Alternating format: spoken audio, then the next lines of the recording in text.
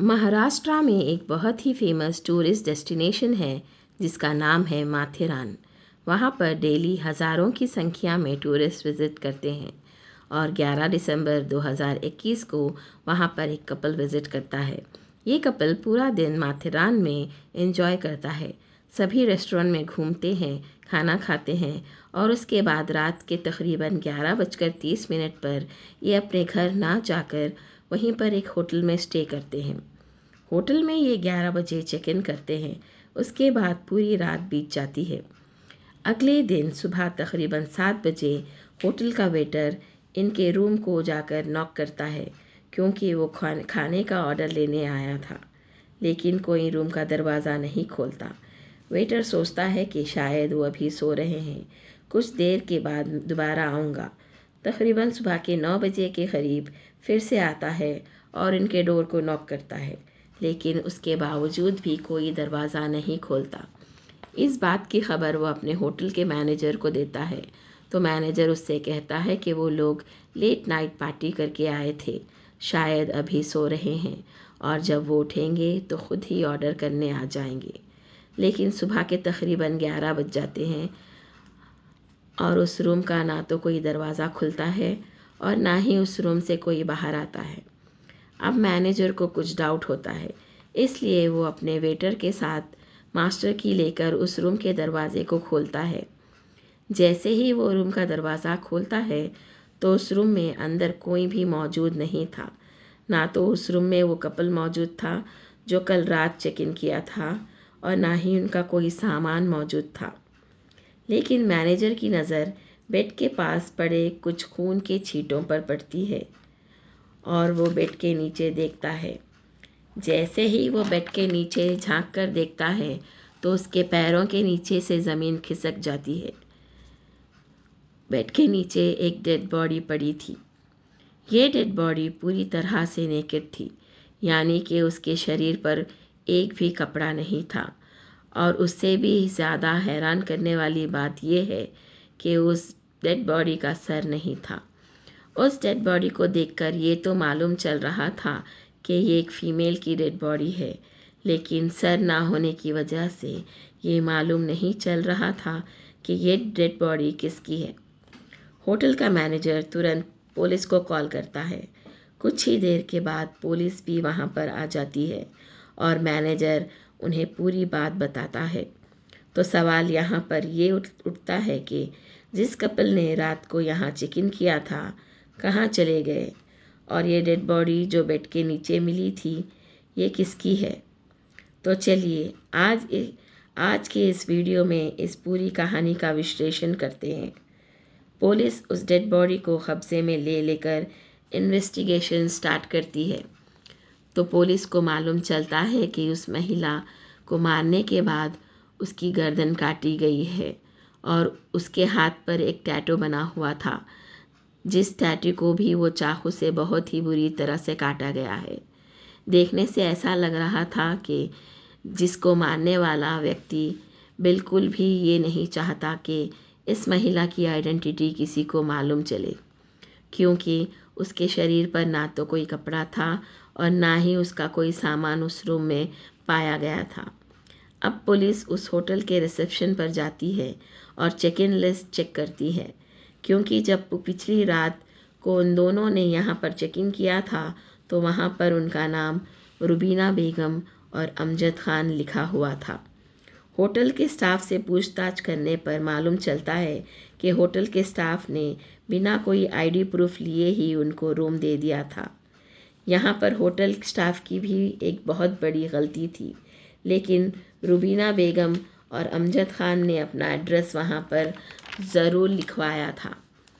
Police को हालांकि ये लग रहा था कि ये नाम और एड्रेस फेक है, लेकिन उसके बावजूद भी पुलिस उस एड्रेस पर जाकर इन दोनों नामों की पूछताछ करती है, लेकिन मालूम चलता है वो एड्रेस पूरी तरह से फेक था।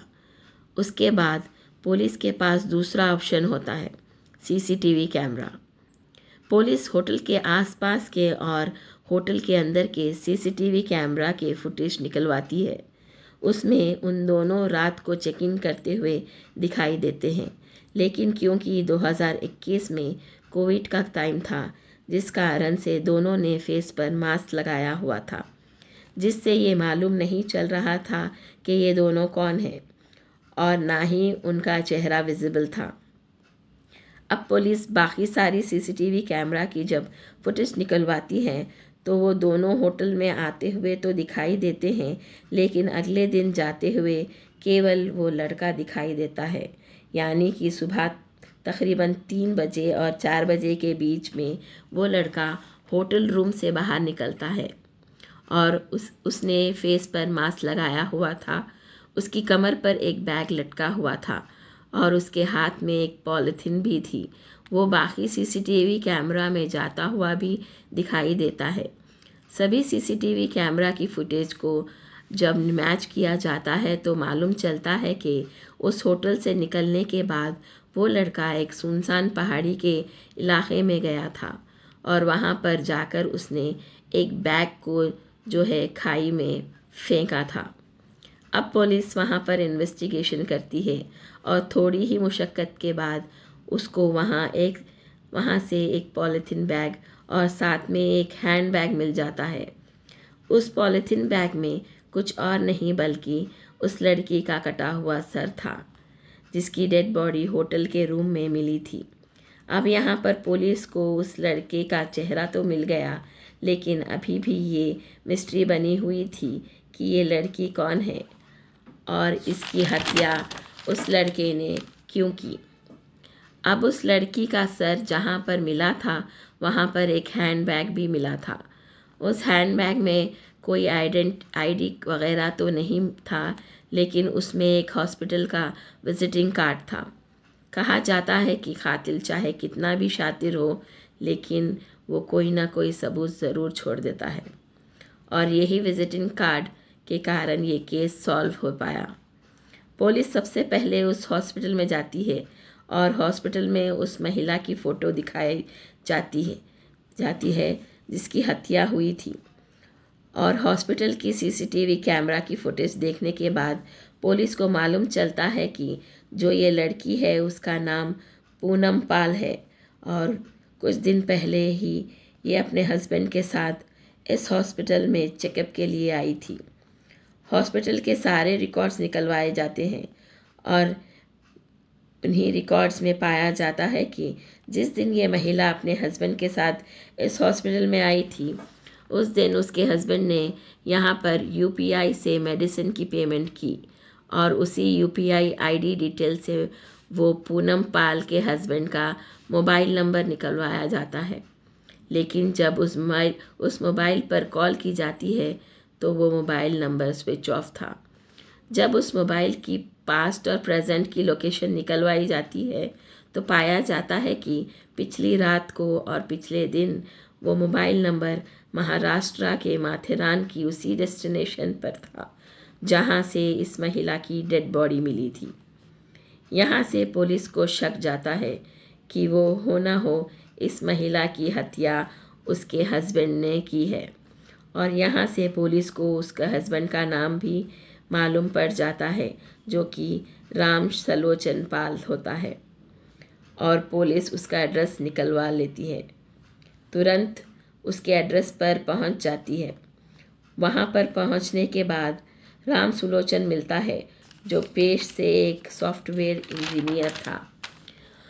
पुलिस उससे पूछती है कि क्या तुम इस महिला को जानते हो, तो वो बिल्कुल घबरा जाता है और वो कहता है कि हाँ, ये मेरी वाइफ है और ये पिछले 1 दिन से लापता है। पुलिस उससे पूछती है कि तुमने इसकी मिसिंग रिपोर्ट क्यों नहीं फाइल की, जिसके बाद उसके जो जवाब होते हैं वो उल्टे पुल्टे होते हैं और पुलिस समझ जाती है कि दाल में कुछ काला है। पुलिस तुरंत वहाँ पर राम सुलोचन पाल को अरेस्ट करती है और उससे काफ़ी सख्ती से इंटरोगेशन करती है, जिसमें ये साफ खुलासा हो जाता है। राम सुलोचन पाल पुलिस को बताता है कि 11 दिसंबर 2021 को वो अपनी बीवी के साथ महाराष्ट्र के माथेरान की टूरिस्ट डेस्टिनेशन पर गया था। वहाँ पर वो पूरा दिन घूम फिर रहे थे। उसके बाद रात को 11:30 पर उन्होंने एक होटल में रूम लिया था और वहाँ पर फॉल्स नेम और एड्रेस से एंट्री करवाई थी। उसके बाद रात को जब उसकी पत्नी सो गई थी, तकरीबन 2 से 3 बजे के बीच में वो उठा था और उसने गला दबाकर अपनी पत्नी की हत्या कर दी। और गला दबाने के बाद क्योंकि उसकी शनाख्त ना हो इसलिए उसने उसके सारे कपड़े उतार दिए, उसके सारे सामान ले लिया था, उसकी आईडी प्रूफ वगैरह ले लिए थे और साथ ही उसके कटे हुए सर को जो है पहाड़ी में फेंक आया था, क्योंकि उसे ऐसा लग रहा था अगर उसकी डेड बॉडी से सर ही नहीं मिलेगा उसकी शनाख्त नहीं होगी और ये केस बहुत जल्द क्लोज़ हो जाएगा। लेकिन अभी भी सवाल ये बना हुआ था कि आखिर राम सुलोचन पाल ने अपनी बीवी पूनम पाल की हत्या क्यों की थी। इस पर राम सुलोचन पाल पुलिस को बताता है कि वो अपनी बीवी से बहुत प्यार करता था, उनका रिलेशन भी बहुत अच्छा था। लेकिन एक दिन उसने पूनम पाल से उसकी पिछली लाइफ के बारे में पूछा था, तो अब पूनम को ऐसा लगा उसका पति बहुत ही ओपन माइंडेड है और वो अगर पूनम का पास्ट के बारे में भी जान लेगा तो उससे कोई फ़र्क नहीं पड़ेगा। और क्योंकि वो एक दूसरे से बहुत प्यार करते थे, जिस पर पूनम पाल अपनी पास्ट के बारे में अपने हस्बैंड को सभी कुछ बता देती है। पूनम अपने हस्बैंड को अपने एक्स बॉयफ्रेंड के बारे में सब बता देती है, लेकिन वो एक गलती ये कर देती है कि वो अपने हस्बैंड को ये भी बताती है कि वो अपने एक्स बॉयफ्रेंड के साथ फिज़िकल इंटीमेट भी हुई थी और यही बात राम सुलोचन पाल के दिल पर लग जाती है। उसे ये बिल्कुल भी मंजूर नहीं था कि वो एक ऐसी औरत के साथ लाइफ बिताए जिसने उससे पहले किसी और के साथ फिज़िकल रिलेशन बनाए हो। और इसी के कारण राम सुलोचन पाल ये प्लान बनाता है कि वो महाराष्ट्र के माथेरान टूरिस्ट प्लेस पर अपनी बीवी को ले जाएगा और वहाँ पर उसका मर्डर कर देगा। और ऐसे ही वो कुछ करता है। उसके बाद उसका प्लान होता है कि अगर डेड बॉडी का सर ही नहीं मिलेगा तो वो पकड़ा नहीं जाएगा, लेकिन उसका ये प्लान फेल हो जाता है, क्योंकि जैसा कि मैंने आपको बताया है, कातिल चाहे कितना भी शातिर हो वो कोई ना कोई सुराग ज़रूर छोड़ देता है। अगर उस टाइम पर हॉस्पिटल का विजिटिंग कार्ड ना मिलता तो शायद राम सुलोचन पाल कभी पकड़ा ही नहीं जाता।